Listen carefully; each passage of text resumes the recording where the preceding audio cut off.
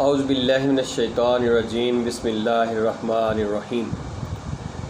नाज़रीन, आइए हम सब मिलकर इसराइल का मुकाबला करें, क्योंकि हम में से हर एक की ख्वाहिश है कि इसराइल दुनिया से नेस्तो नाबूद हो जाए, फ़ना हो जाए। इसने मुसलमानों के साथ ये किया वो किया। तो आइए क्यों ना सब हम मिलकर मुकाबला करें। लेकिन हम उनका मुकाबला कैसे कर सकते हैं, ये हमें देखना पड़ेगा कि इसराइल के साइंसदानों ने इस हफ्ते पूरी दुनिया को वर्ताए हैरत में डाल दिया। ये एक ऐसा एयर कंडीशन मार्केट में ले आए हैं जो हर किस्म की बिजली के बगैर चलता है और इसके लिए किसी भी नौइयत का करंट दरकार नहीं होता।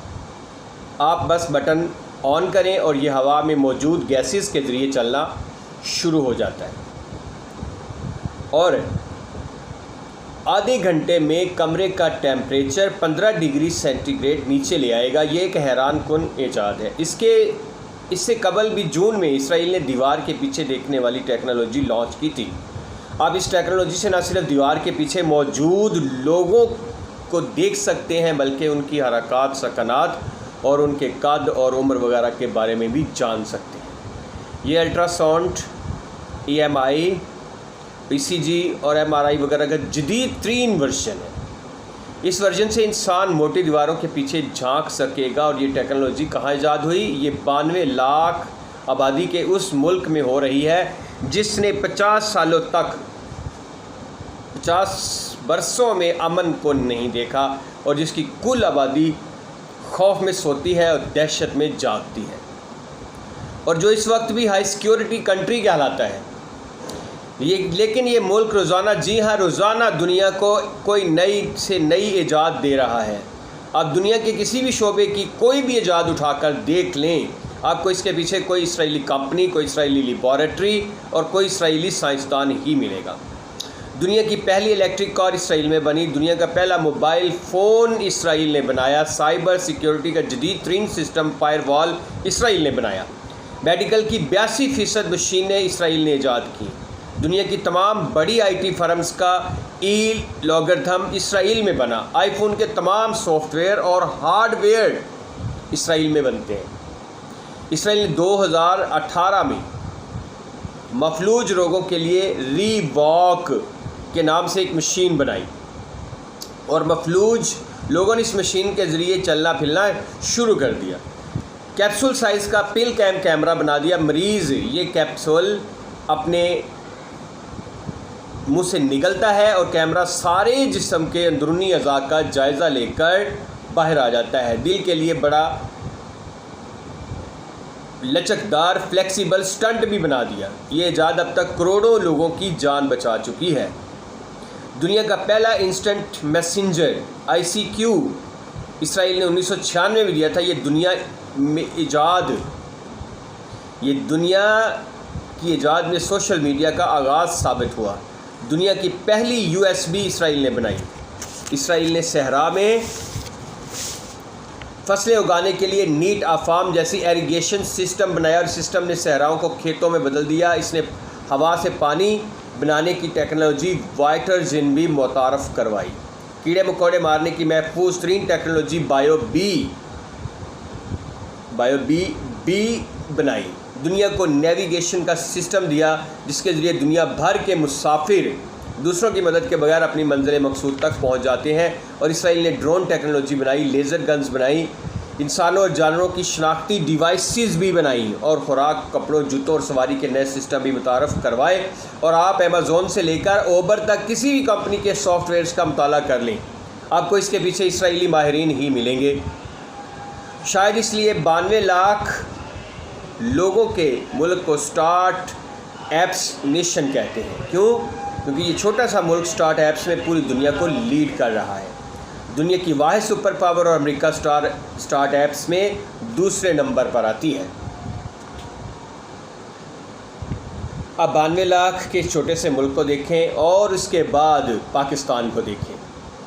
सिर्फ एक शहर लाहौर की आबादी इसराइल की कुल आबादी से ज़्यादा है, लेकिन हम अपनी ज़रूरत की खुराक तक पैदा नहीं कर रहे।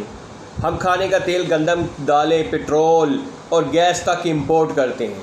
हमारे मुल्क में हमारी ज़रूरत के मुताबिक पेट्रोल और गैस दोनों मौजूद हैं, लेकिन हम इनसे निकालने की सलाहियत ही नहीं रखते। और हम अगर इसे निकाल भी लें तो हमारे अपने लोग पाइपलाइनों को बमों से उड़ा देते हैं।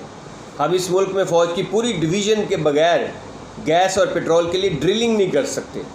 हमने 6 माह कबल बन्नू में गैस का बहुत बड़ा ज़ख़ीरा दरियाफ़्त कर लिया, लेकिन मुकामी लोग अब पाइपलाइन बिछाने नहीं दे रहे। बन्नू में 2 माह में 3 बम धमाके हो चुके हैं और दर्जन भर लोग शहीद हो चुके हैं। मुल्क का 70% रकबा ज़रई है। मुल्क में 2 दर्जन बड़े दरिया हैं। मानसून में सिर्फ 8 बारिशें हुई और हमारा 30% रकबा पानी में डूब गया। बलूचिस्तान और सिंध में इमरजेंसी की सूरत हाल है। लोग दुआएं दे रहे हैं और हम मदद के लिए आलमी बरादरी की तरफ देख रहे हैं। हम आज भी metro, overhead bridge, railway, PIA motorways और इंटर बस सिटी बस पर लड़ रहे हैं।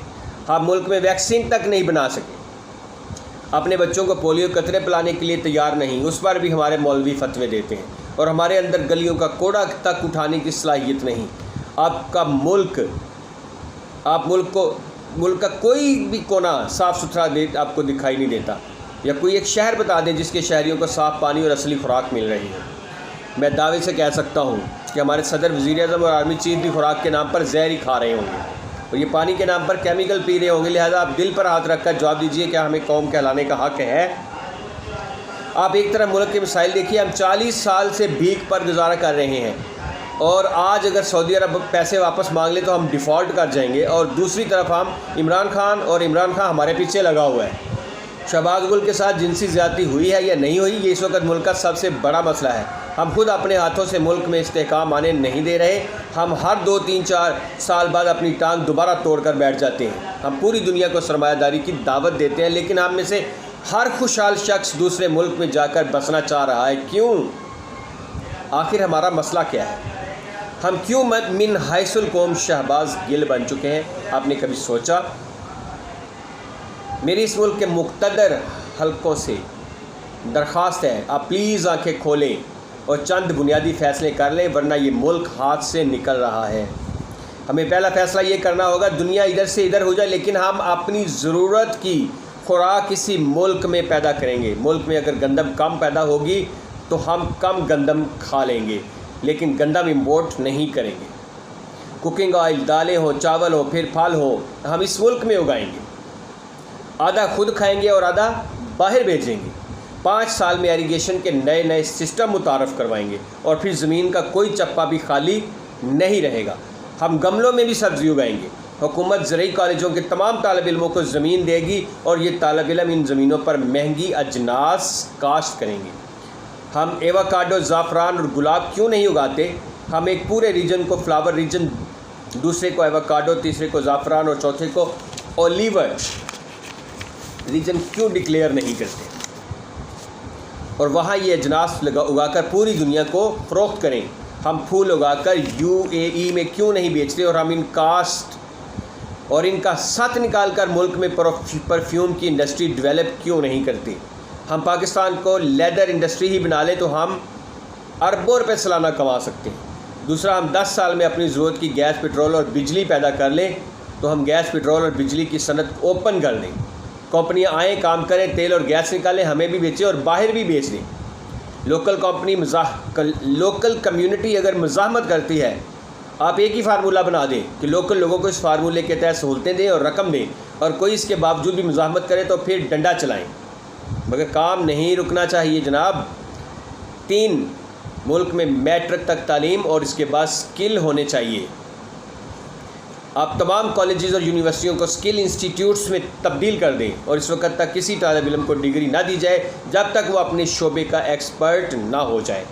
ग्रेजुएशन और पोस्ट ग्रेजुएशन के दरमियान 2 साल की इंटर्नशिप लाजमी होनी चाहिए।